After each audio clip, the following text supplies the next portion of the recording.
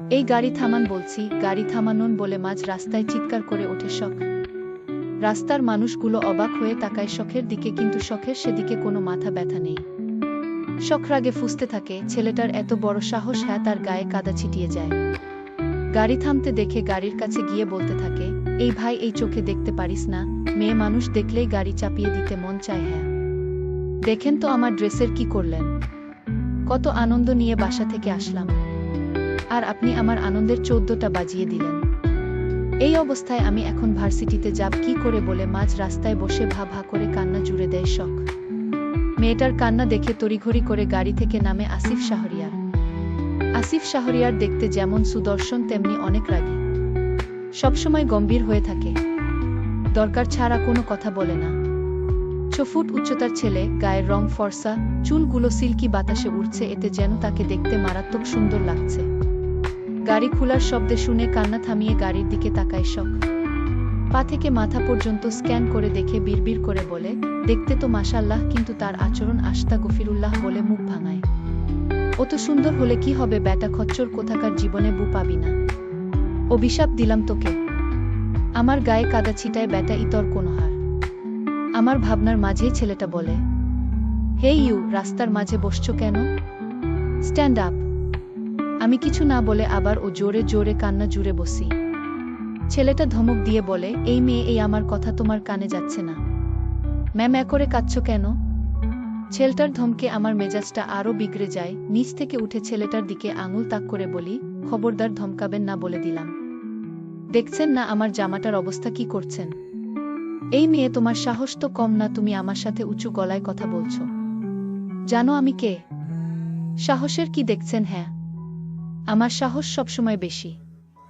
এখন আপনি বলেন, আপনি আমার সাথে কি করলেন, আর আপনি কে সেটা আমার দেখার বিষয় না। আমি আবার কি করলাম অবাক হয়ে? ওরে আমার ধোয়া তুলসী পাতারে, কি করছেন, মানে চোখ নাই আপনার? চোখ কি কপালে নিয়ে গাড়ি চালান? দেখো মেয়ে, আমি কি দেখে করছি এটা? না, আমি দেখছি রাস্তায় পানি জমেছিল। আর তোমার ব্যবহার এত খারাপ কেন? আমার ব্যবহার যথেষ্ট ভালো। আপনারটা আগে ঠিক করেন ভাই। কেমন ভালো তা তো দেখতেই পারছি, চেনা নাই জানা নাই একটা অচেনা ছেলের সাথে তুই তুকারি করে কথা বলছো, আবার ভাইও বলছেন। আমি আপনার কোনো কালে ভাই? দেখুন, বাজে বকবেন না। আজ আমার ভার্সিটির প্রথম ক্লাস ছিল, আর আপনি কি করলেন? আমার নতুন জামাটায় কাদা ছিটিয়ে কি করলেন? এমনিতেই আমার লেট হয়ে গেছে, তারপরও এখন বাসায় গিয়ে আবারও কলেজে যেতে হবে, কতটা দেরি হবে ভাবতে পারছেন? যা হবার হয়ে গেছে, এখানে আমাদের কারোর হাত নেই। বাজে বকার সময় নাই, আসি বলে ছেলেটা চলে গেল, আর আমি ভ্যাবলার মতে তার পানে তাকিয়ে আছি। কি বলে গেল ছেলেটা? তার হাতে সময় নাই? আরে ভাই, তোর সাথে কথা বলারও সময় নাই বুঝলি? আফা মরার এত ইচ্ছা থাকলে রেল স্টেশনে চলে যান। এখানে দাঁড়ালে ঘা গুতা খেয়ে দুদিন বিছানায় পড়ে থাকবেন, তার থেকে ভালো ওখানে গিয়েই মরেন বলে হাসতে হাসে একটা রিকশা চালক চলে যাচ্ছে।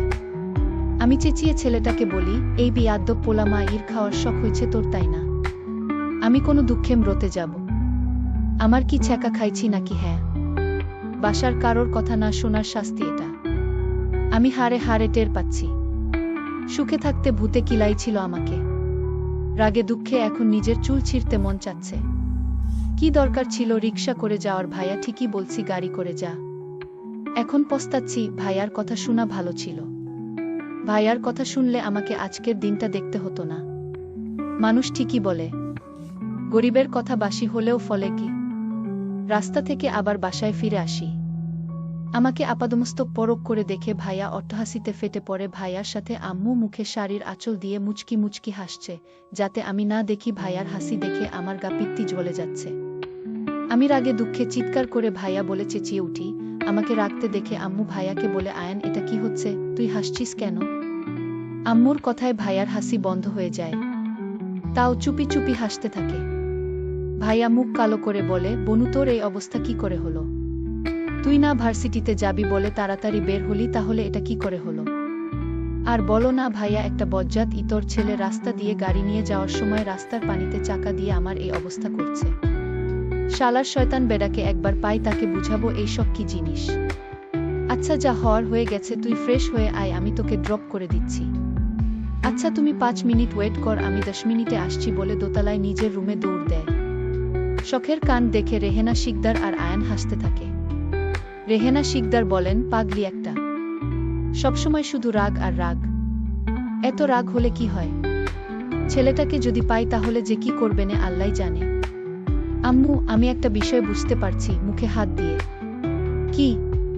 ছেলেটার কপালে চরম দুঃখ আছে বলে মা ছেলে হাসতে থাকে। আসুন সবাইকে আমার পরিচয়টা বলি, আমি আফসিন আয়াত শখ। আমার কাছের মানুষগুলো সবাই শখ বলেই ডাকে।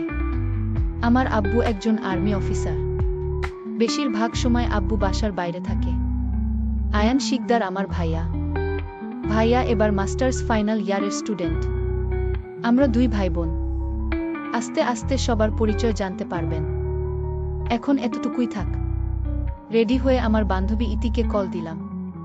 রিং হচ্ছে কিন্তু শয়তান বেডি রিসিভ করছে না। শালা হাতের কাছে তোকে পায় তারপর বুঝাবো ফোন চালানোর স্বাদ। একটু পর ইতি নিজেই আমাকে কল করে, আমি রিসিভ করে ওকে বলা শুরু করি। শয়তান বেডি তোকে ফোন চালাতে কয় কিডা? কাজের সময় যদি ফোন কাজে না লাগে তাইলে ফোন চালমু ক্যা? আরে দোস্ত চেতিস কেন, কি হয়েছে? হওয়ার বাকি আছেটা কি? কি হয়েছে সেটা তো বল। এসে সবটা বলছি। তুই ক্লাসে যা, আমার একটু লেট হবে বলে কল কেটে দিই।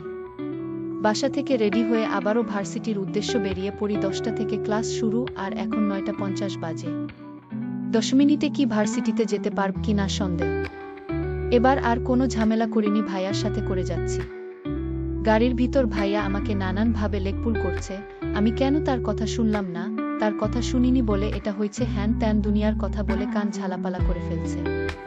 এই ভাইয়া তুমি থামবা। হ্যাঁ, এমনিতেই মেজাজটা খারাপ, তারপরেও তুমি বাজে বকছো। এত হাইপার হচ্ছিস কেন বোন? একটু মজা করছিলাম। আর কি বলে হাসতে থাকে। ভাইয়া তুমি তাড়াতাড়ি গাড়ি চালাও, অনেক দেরি হয়ে গেছে আমার। আচ্ছা চালাচ্ছি, তুই রিল্যাক্স কর। গাড়ি থেকে নেমে ভাইয়াকে বলে দৌড়াতে দৌড়াতে ক্লাসের রুমের দিকে যাচ্ছি। কিন্তু পথ যেন শেষ হচ্ছে না। যত তাড়াতাড়ি করছি মনে হচ্ছে তত দেরি হচ্ছে। অবশেষে আমার অপেক্ষার প্রহর শেষ হলো। ক্লাসরুমের সামনে এসে পৌঁছায়। দেখি স্যার ক্লাসের সবার পরিচয় নিচ্ছে। May I coming sir? স্যারের থেকে কোনো রেসপন্স না পেয়ে আবার ও বলি may I coming sir? Sir sir নিজের মতো করে ক্লাস নিতে ব্যস্ত। ক্লাসরুমের বাইরে দাঁড়িয়ে স্যারের 14 গোষ্ঠী উদ্ধার করতে থাকি। স্যারের মুখটাও দেখতে পারছি, পিছন থেকে শুধু ব্যাকসাইডটা দেখা যাচ্ছে। স্যার এবার একটু জোরেই ডাক দিয়ে ফেলি, যার জন্য ক্লাসের প্রতিটা স্টুডেন্টস তার সাথে ক্লাসে থাকা স্যারও আমার দিকে তাকায়। সবার তাকানো দেখে আমি অনেক অস্বস্তিতে পড়ে যাই। কিন্তু সবচেয়ে বেশি চমকে যায় সামনে থাকা মানুষটিকে দেখে।